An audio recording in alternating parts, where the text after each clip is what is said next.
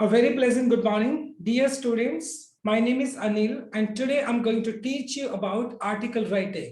तो आज का हमारा जो टॉपिक रहेगा वो आर्टिकल राइटिंग के ऊपर रहेगा. Today I will teach you about article writing. Okay, आज मैं आपको आर्टिकल राइटिंग के बारे में पढ़ाने वाला हूँ. And in this particular session I am just going to teach you what are the key points you have to keep in your mind while writing an article. मतलब जब आप एक आर्टिकल लिख रहे होते हो, so what are the key points you have to keep in your mind. तो वो कौन कौन से की पॉइंट्स होंगे, इसका फॉर्मेट क्या रहेगा.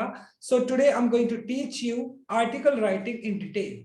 आज मैं आप लोगों को आर्टिकल राइटिंग समझाने वाला हूं. So let us start this particular session in detail. First of all we are going to discuss about, सबसे पहले आर्टिकल राइटिंग की अगर हम बात करते हैं तो सबसे पहले हम मार्किंग स्कीम के बारे में डिस्कस करेंगे. Marking scheme means my dear student, this particular question comes for 5 marks. यानी आपका जो आर्टिकल राइटिंग होता है वो आपका 5 मार्क्स का आता है, right. And how this 5 marks are divided, ये 5 मार्क्स जो होते हैं आपके किस तरीके से डिवाइड किए होते हैं. सबसे पहला जो 1 मार्क होता है वो आपका फॉर्मेट का होता है. फॉर्मेट नेक्स्ट स्लाइड पे हम फॉर्मेट डिस्कस करेंगे. If your format is accurate or correct, in that case you will get 1 mark. अगर आपका फॉर्मेट प्रॉपर तरीके से आपने बनाया है, you will get 1 mark for the same. And content, my dear friend, content means whatever the message you are writing. जिस भी topic पे आपको लिखने के लिए दिया गया है, अगर वो टॉपिक आप लिख रहे हैं, कंटेंट मतलब यहाँ पर हो गया मेरा 100 to 120 वर्ड्स आपको लिखने होंगे. अगर आप 100 to 120 वर्ड्स लिखते हैं जिस भी टॉपिक के ऊपर, जो टॉपिक आपको दिया है, so it refers to content. वो कंटेंट होता है आपका एंड इट टेक्स 2 मार्क्स और इसके 2 मार्क्स होते हैं. Then we have 2 marks for expression. देखो, एक्सप्रेशन को हम 2 टाइप से बांट सकते हैं. एक्सप्रेशन के अंदर हम 2 चीजें शामिल करते हैं. One is called as grammatical mistake, जो आपकी होती है एक्यूरेसी एंड करेक्ट स्पेलिंग. अगर आपका सेंटेंस फॉर्मेशन ग्रामेटिकली अगर वो करेक्ट है, एक्यूरेसी का मतलब उसका सेंटेंस फॉर्मेशन बिल्कुल ठीक है और स्पेलिंग मिस्टेक नहीं है, you will get 1 mark for the same. आपको 1 मार्क उसका मिलेगा. सिमिलर रेलेवेंस की अगर मैं बात करूं, relevance means like whatever the topic you have been asked to write. जो भी टॉपिक आपसे पूछा गया है लिखने के लिए, अगर आप उसी टॉपिक के ऊपर लिख रहे हैं, so you will get 1 mark for the same. और आपका राइटिंग स्टाइल मतलब आपका जो एक प्रॉपर एक ऑर्डर में होना चाहिए. मतलब जब आप कोई भी चीज को लिखते हैं, आर्टिकल को लिखते हैं, तो उसका एक प्रॉपर ऑर्डर होना चाहिए, मतलब सीक्वेंस प्रॉपर होना चाहिए उसका. So if your sequence is proper, in that case you will get 1 mark for the same. So this is how your 5 marks are divided. और इस तरीके से आपके आर्टिकल राइटिंग के 5 मार्क्स डिवाइड होते हैं, राइट. अब बात कर लेते हैं कौन कौन से की पॉइंट्स जो आपको ध्यान में रखने हैं. फिर उसका फॉर्मेट डिस्कस करेंगे. फिर आपको मैं एक एग्जाम्पल दूंगा लिखने के लिए, एक सैंपल दूंगा आपको लिखने के लिए. So let us start. सबसे पहला पॉइंट होता है, देखो, write a catchy title. My dear student, जब आप टाइटल लिखते हो उस आर्टिकल का, that should be catchy one. Catchy का मतलब मेरा यहाँ पर हो गया एक इंप्रेसिव टाइटल लिखना चाहिए आपको. जब कभी भी आर्टिकल का कोई टाइटल आप लिख रहे हो, that should B impressive one. आपका आर्टिकल का टाइटल इंप्रेसिव होना चाहिए. Number 2, mention the name of the writer in the column by. Format के अंदर मैं बताऊंगा, मतलब आपको राइटर का नेम भी मेंशन करना है.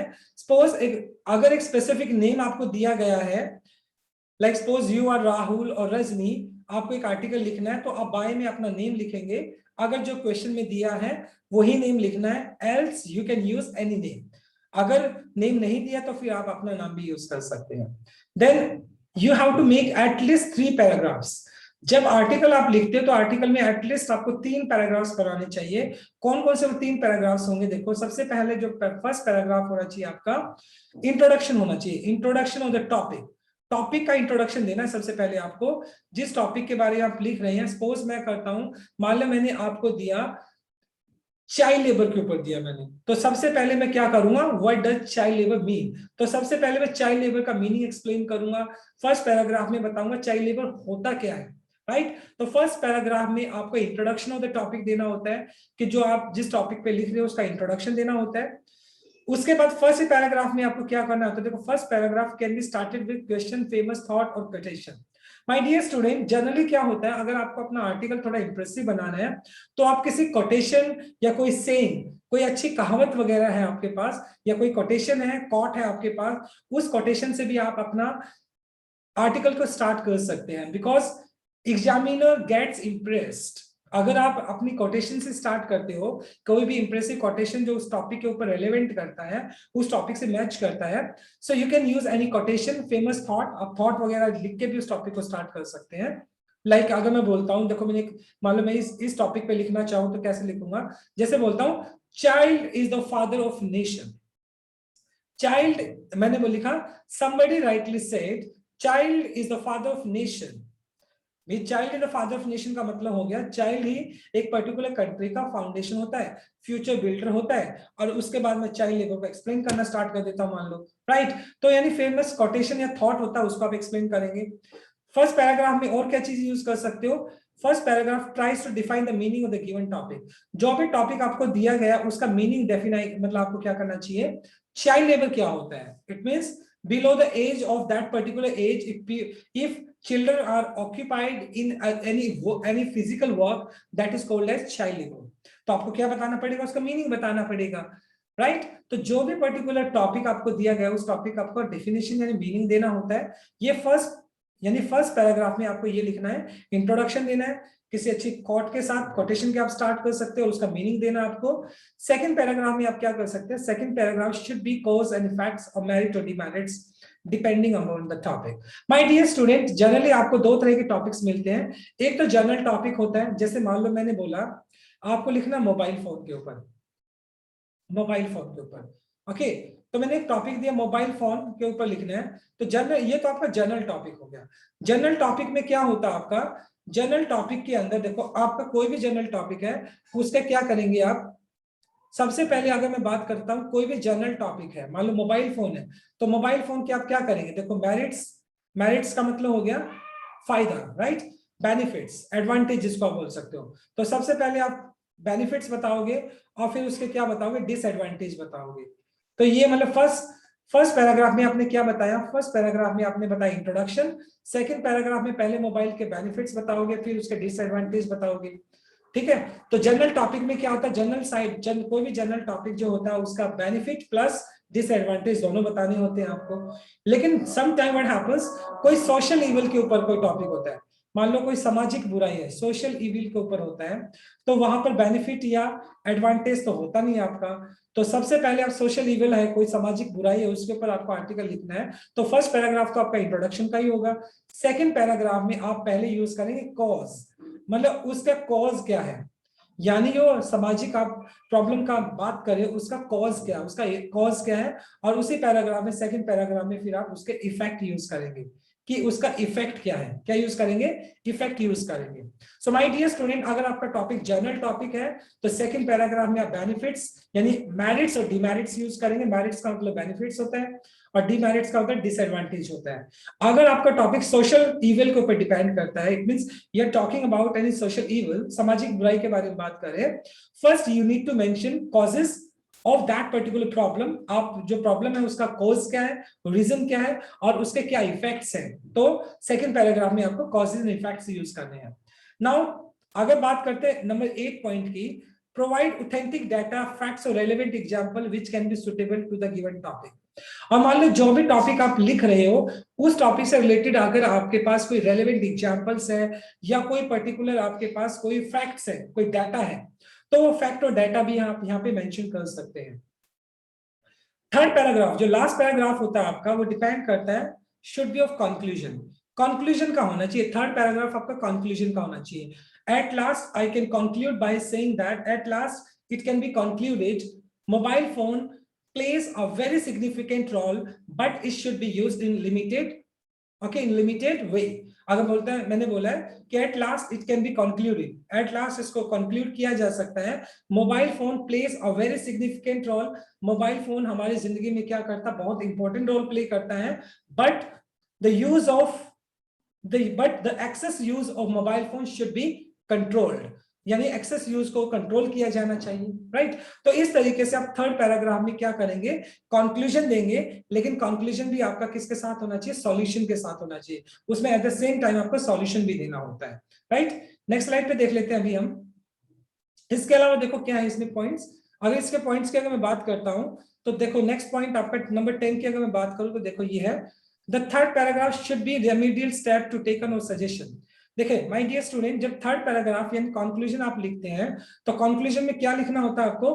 कंक्लूजन में आपको एक तो रेमेडियल स्टेप लिखना होता है। रेमेडियल स्टेप का मतलब होता है कि मान लो कि कोई भी सोशल प्रॉब्लम है, कोई भी सोशल प्रॉब्लम है, तो सोशल इवल है, तो उसके लिए क्या क्या रेमेडियल स्टेप है? रेमेडियल स्टेप का मतलब मेरा हो गया कि उसके सुझाव क्या आपके, उस प्रॉब्लम को कैसे दूर किया जा सकता है। सोशल इवल है तो रेमेडियल स्टेप्स क्या है, उसके लिए क्या क्या एक्शन लिए जाने चाहिए, तो वो आप यहाँ पे कंक्लूजन में आप यूज कर सकते हैं। एट द सेम टाइम मतलब सजेशन दे सकते हैं कि किस तरीके से इस प्रॉब्लम को दूर किया जा सकता है, ये कंक्लूजन में आना चाहिए आपका। फिर आता है avoid personal pronoun. My dear student, जब आप आर्टिकल लिखते हो तो आर्टिकल के अंदर आप आई जो होता है ये पर्सनल प्रोनाउन होता है, इसको अवॉइड करना चाहिए, इसको यूज नहीं करना चाहिए। हम वी यूज कर सकते हैं क्योंकि वी आपका सोसाइटी को बताता है, वी को तो एक्सेप्ट, वी इज एक्सेप्टेबल, लेकिन आई को आपको यूज नहीं करना चाहिए, राइट? आई आपको यूज नहीं करना चाहिए। फिर आता है आपका word limit should be between 100 to 120 words.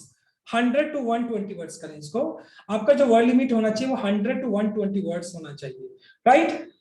Number 13 point अगर आपको ध्यान रखना है, अवॉइड रिपीटेशन ऑफ आइडियाज। कुछ बच्चे क्या करते हैं, एक ही आइडियाज को बार बार रिपीट करते रहते हैं, एक ही आइडियाज को बार बार रिपीट करते रहते हैं, तो ये चीज नहीं होनी चाहिए। एक आइडियाज को एक बार रिपीट नहीं करना चाहिए, अलग अलग आइडियाज आपको लिखना चाहिए। Grammar mistakes should be avoided. At the same time अगर आपका कोई ग्रामर मिस्टेक्स आप उस लाइंस के अंदर करते हो, your marks will be deducted. अगर आप ग्रामर मिस्टेक करेंगे तो आपके मार्क्स डिडक्ट होंगे, right? And in case of 15 point, general verdict should be taken into consideration in spite of personal opinion. My dear student, जब आप आर्टिकल लिखते हो तो आर्टिकल में आपका पर्सनल ओपिनियन नहीं बल्कि जनरल ओपिनियन जो है, समाज के पॉइंट ऑफ व्यू से आपको उसका जनरल जो ओपिनियन होता है वो ओपिनियन आपको लिखना होता है। Clear? So these are the key points. जब आप आर्टिकल लिखते हैं तो आर्टिकल लिखते वक्त आपको मतलब कई चीजें, आपको ये चीजें ध्यान में रखनी चाहिए।